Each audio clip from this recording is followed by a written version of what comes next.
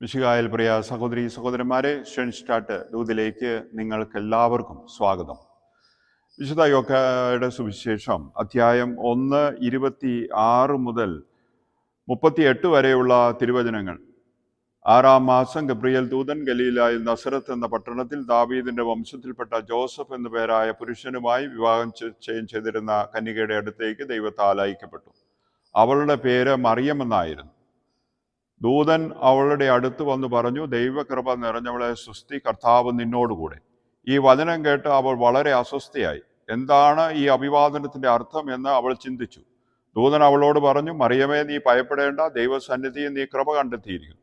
നീ ഗർഭം ധരിച്ച് ഒരു പുത്രനെ പ്രസവിക്കും. നീ അവന് യേശു എന്ന് പേരിടണം. അവൻ വലിയവനായിരിക്കും, അത്യുന്നതന്റെ പുത്രൻ എന്ന് വിളിക്കപ്പെടും. അവന്റെ പിതാവായ ദാവീദിന്റെ സിംഹാസനം ദൈവമായ കർത്താവ് അവന് കൊടുക്കും. യാക്കോബിന്റെ ഭവനത്തിന്മേൽ അവൻ എന്നേക്കും ഭരണം നടത്തും. അവന്റെ രാജ്യത്തിന് അവസാനമുണ്ടാകുകയില്ല. മറിയം ദൂതനോട് പറഞ്ഞു, ഇതെങ്ങനെ സംഭവിക്കും? ഞാൻ പുരുഷനെ അറിയുന്നില്ലല്ലോ.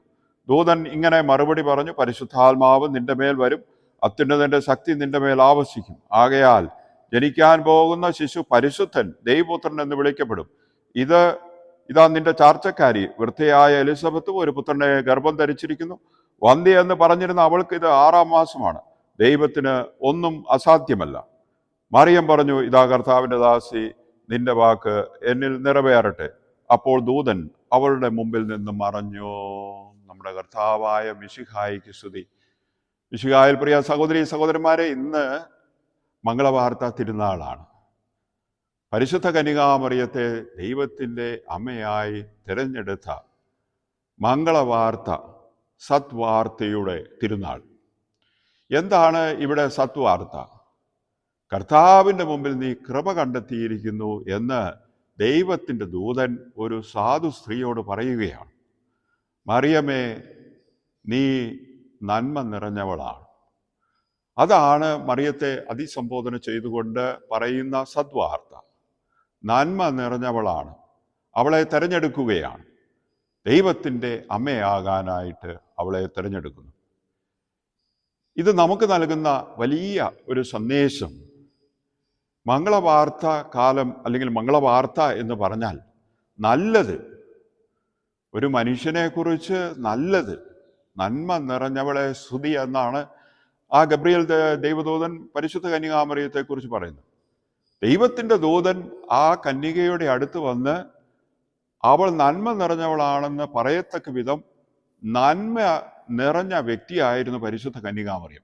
ദൈവത്തിൻ്റെ അമ്മയായി തിരഞ്ഞെടുക്കപ്പെടുവാൻ ആ സ്ത്രീക്കുണ്ടായിരുന്ന ഏറ്റവും വലിയ ഗുണം നന്മ നിറഞ്ഞു എന്നുള്ളതാണ്.